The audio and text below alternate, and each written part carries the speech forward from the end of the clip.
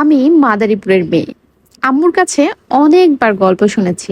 একসময় আমাদের জেলায় বিয়েতে পিঠা খাওয়ানোর প্রচলন ছিল। আর আজকে আমি যে পিঠাটা বানাচ্ছি, এই পিঠাটা সে সময় বিয়েতে খাওয়ানো হতো। এর একটা কারণ ছিল।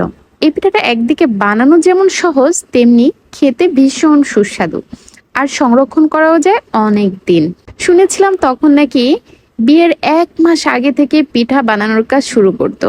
এরপর পিঠা ভেজে নাকি ডোলা ভরে রেখে দিত।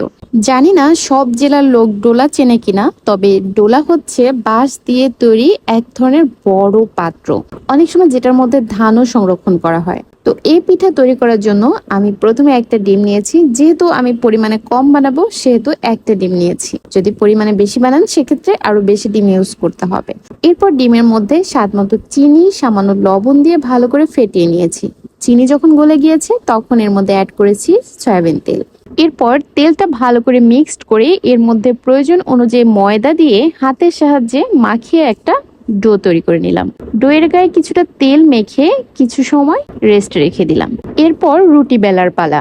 আমি সুন্দর গোল করে একটা রুটি বেলে নিলাম। তবে রুটি যদি গোল না হয় তাতেও কোনো সমস্যা নেই, জাস্ট রুটি হলেই হবে। আমরা সাধারণত যেরকম রুটি খাই সেরকম পাতলা করে একটা রুটি বেলে নিয়েছি। এবার যেমন খুশি তেমন ভাবে কেটে নেওয়ার পালা। আমি আমার ইচ্ছে মতো ডিজাইন করে কেটে নিলাম। তোমরাও তোমাদের ইচ্ছে মতো ডিজাইন করে কেটে নিতে পারো। এই পিঠার মজাই এটা যে কোনো ঝামেলা নেই, একদম ঝামেলাহীন ভাবে যেমন খুশি তেমন ভাবে বানিয়ে ফেলা যায় এই পিঠাগুলো। সবগুলো পিঠা যখন কাটা হয়ে যাবে, তখন ডুবো তেলে ভেজে নেবে। তেলটা ভালো করে গরম করে নিতে হবে। এরপর এর মধ্যে পিঠাগুলো ছাড়তে হবে। প্রথমবার ভাজার সময় একটু কম ফুলতে পারে বা পিঠাগুলো সুন্দর না হতে পারে, তবে দ্বিতীয়বার কিন্তু একদম পারফেক্ট হবে। পিঠাগুলো ভাজা হয়ে গেলে বিকেলের নাস্তায় চায়ের সাথে কিন্তু পরিবেশন করতে পারো। এই পিঠাগুলো যেমন মুচমুচে তেমন মজার। তো আমার এলাকায় এই পিঠা করলা ফরস পিঠা নামে পরিচিত।